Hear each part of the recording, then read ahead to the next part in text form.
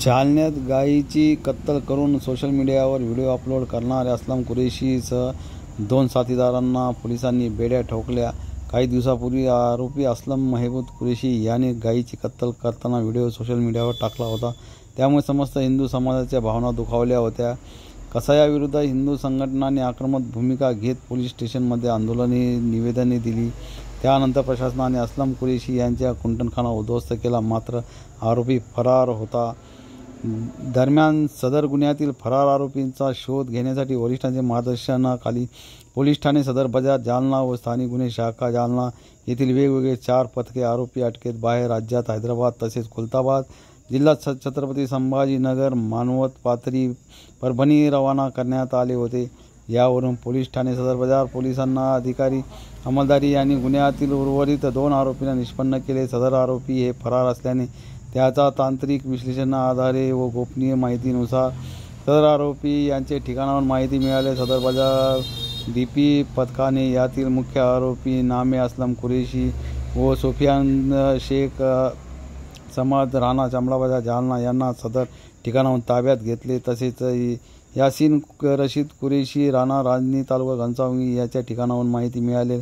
सदर ठिकाणाहून आरोपितांना ताब्यात घेण्यात आले। सदर आरोपितांना विरुद्ध संघटित गुन्हेगार तसेच IFT ॲक्ट अंतर्गत कलम वाढ करून पुढील तपास करीत आहे।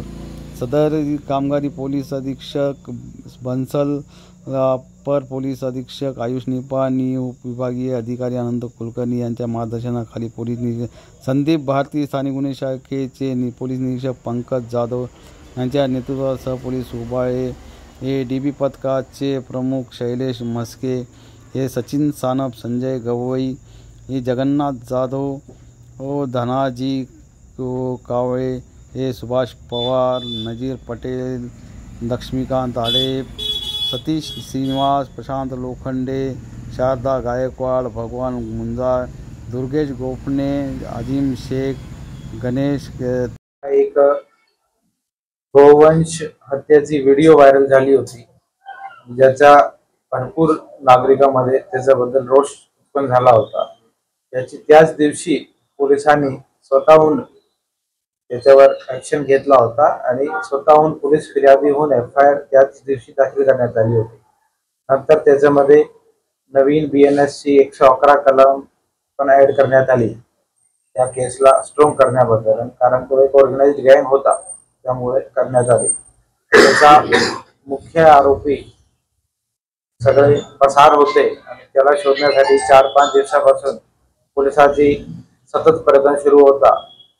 त्यामध्ये police team Parbhani, Pathri, Manwat, Khuldabad, Sillod even हैदराबादला पण एक टीम आणि जालना जिल्ह्यामध्ये पण रांजणी, घनसावंगी, वरती हसनाबाद हा सर्व परिसरमध्ये भरपूर शोध घेतला।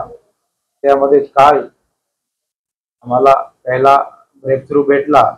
एक आरोपी सोफियान कुरेशी अटक करण्यामध्ये पोलिसाला सक्सेस भेटली आणि त्या लिंकला पुढे घेऊन त्यामध्ये मुख्य आरोपी असलम कुरेशीला काल रात्री उशिरा ज्यावेळी विसर्जन सगळा सुरू होता पोलिसला ताब्यामध्ये घेण्यामध्ये सक्सेस प्राप्त झालेली आहे।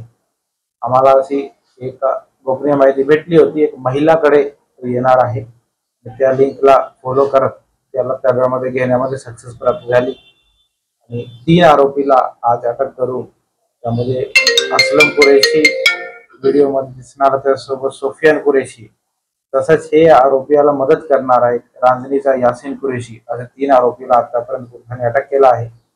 आज सकाळी त्यांना कोर्टामध्ये प्रोड्यूस केल्यानंतर माननीय न्यायालयाने 4 दिवसाची पोलीस कस्टडी त्यांना दिलेली आहे। आता आमचा सगळा पुढचा तपास ही घटना नेमकी एक्झॅक्टली कधीची आहे, कुठे झालेली आहे, एक्झॅक्ट घटनास्थळ, नंतर त्यामध्ये कुठल्या मोबाईलमध्ये शूट ओरिजिनल व्हिडिओ प्राप्त करणार असो, हे गोवंश कुठून आला, हे सगळ्या पॉइंटवर तपास आता त्यांना पोलीस कस्टडीमध्ये पुढच्या 4 दिवशी पोलीस करणार आहे। आणि टफ केस होता आणि त्यामध्ये सदर बाजार पोलीस स्टेशन आणि MCB या दोघांची टीम भरपूर 5 ते 6 टीमनी 4 दिवसामध्ये खूप मेहनत घेतली। DYSP कुलकर्णी साहेब आणि ॲडिशनल SP आयुष निपाणी याचा सतत पाठपुरावा करत होते आणि याचा एक लॉजिकल कन्क्लुजन आम्हाला काल रात्री किंवा आज सकाळी त्याच्यामध्ये भेटलेला आहे.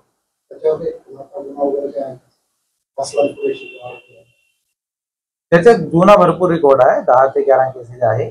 भरपूर केसेस त्याचे सुटलेले आहे आणि एक केस त्याचा न्यायप्रविष्ट आहे, रायटिंग 324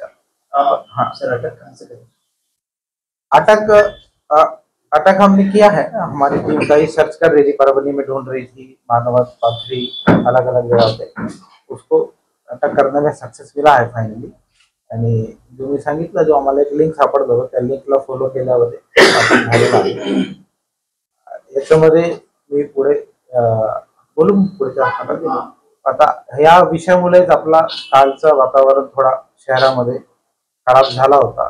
काही लोकांनी, ठराविक लोकांनी अशी एक भूमिका, त्यांची डिमांड होती की अटक बद्दल डिमांड होती की अटक झाला पाहिजे, नाहीतर हे होणार ते होणार.